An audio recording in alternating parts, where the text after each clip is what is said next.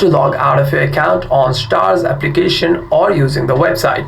First, if you're using the website, you want to go to your Chrome browser and you want to search for Starz at your search bar.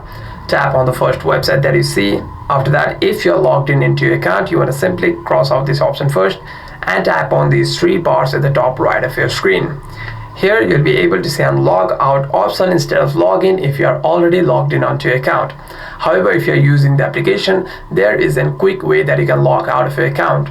Let's say come back from here and you have your Starz application around here. Let's say this Chrome browser is our Starz application. Tap and hold on to the app and click on app info. After that, you want to simply tap on storage and cache.